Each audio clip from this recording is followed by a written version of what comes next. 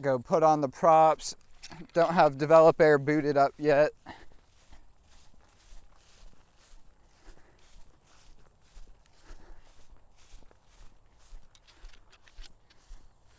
Radio's already plugged in. Back at the computer. And props on one at a time.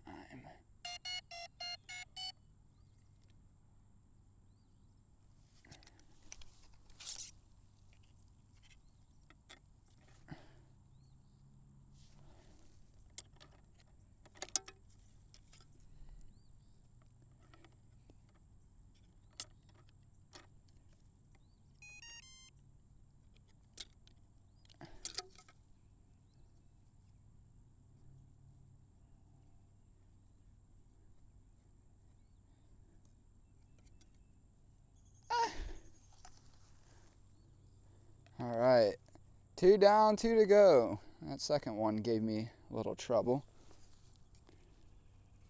It may or may not have anything to do with me being special,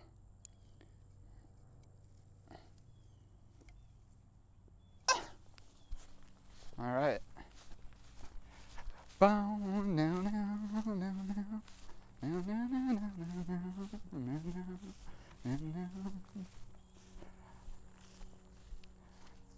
Back at the computer, have the radio already plugged in, as mentioned previously.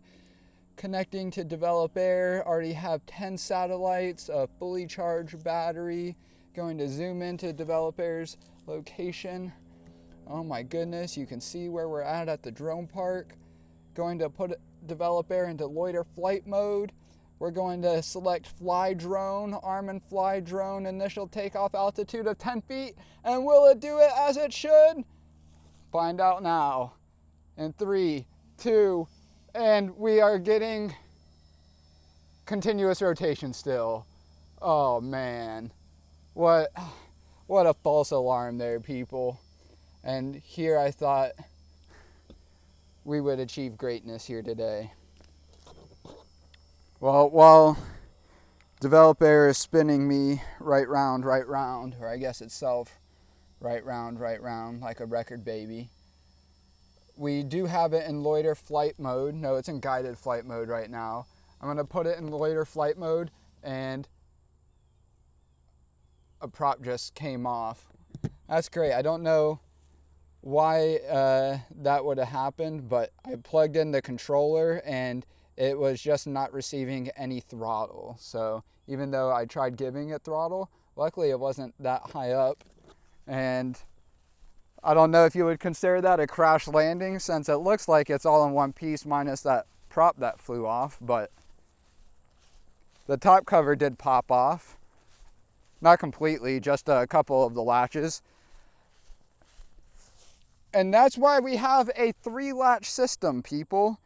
Previously, at least the Develop Air Mini, which was the first one to have this new latch system not requiring screws, only had 1 latch, and we found out the hard way, 1 latch is not enough to keep the top cover secure. But the prop didn't go off too far, and all the other props are good. Develop Air is still in working order. More testing to be done, but nothing that we could really do out at the field to fix these bugs. So Mohit and Mon, more work to do. And yeah, it does seem like mLRS radio is still a culprit, not maybe the culprit, as our controller support definitely does not work as it should. So again, more work to be done. Yeah, you know what? We probably should try Q ground control just to be on the safe side. And we can at least then verify to Mon and Mohit, if no one else, that Develop Air's in working order minus the rotation. We're still going to get the rotation in Q ground control. I would, bet my life on that. Here we are recording it. So I guess nice knowing you if I'm wrong and you don't see Develop Air rotating, but we should at the very least have controller support. And keep in mind, this is going to take off to about 30 feet and not 10 feet. So it just, yeah. All right, disconnected from the iVue RC app. Opening up Q ground control. I just realized I did this all without an internet connection too. So even though iVue RC is in the web, this just goes to show that you can use iVue RC even without an internet connection. But you'll just have to take my word from what you're hearing and not seeing. Yeah, but you're not seeing me talking over the screen, which that's the money shot. That's what people want to see, Brian. They're not here for drones. They're here for me.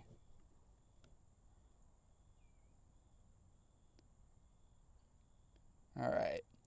I am holding down the throttle on the controller, which is a prerequisite Q ground control has.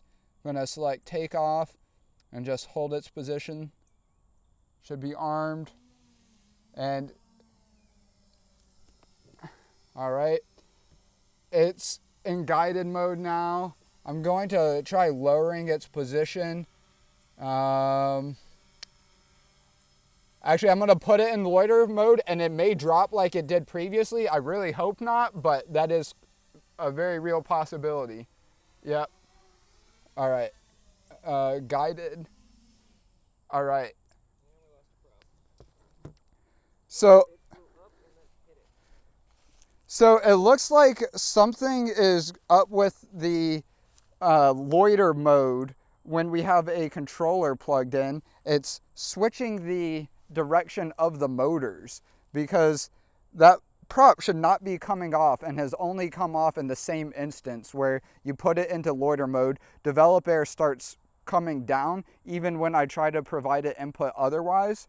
And so I think there's something definitely with that mLRS radio. I guess maybe the next test that we need to do is use those old Holy Bro telemetry radios and not change anything else. So that may be a test for tomorrow since I don't have any of those here with me. But if nothing else, still more parameters or configuration that we need to set up in.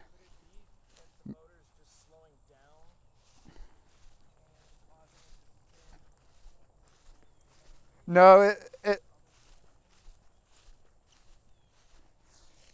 it wouldn't come off if it were just slowing down. It's definitely switching the direction of at least that one motor. No, it's just switching the direction of that one motor seemingly.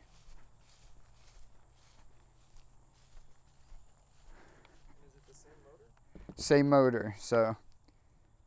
Build drones, they said, and develop your own software to make them easier to operate for the everyday person, they said. It'll be fun, they said. Well, because then the next question is could it also be something to do with that motor and how it's connected to the ESC?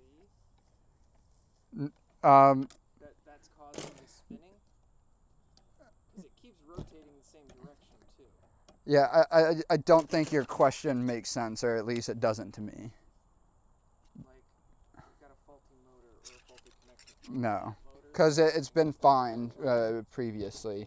It's just come with updates to iVue RC, but as we're seeing, it's a problem in Q ground control as well. So it's got to be something to do with this mLRS radio more likely than not as well. So it looks like, again, we have two issues, one with the controller and then one with the radio. The radio is causing the rotation and the controller is causing it to drop. So couple problems that we haven't had previously, so taking steps back to move forward, right? That's how it works.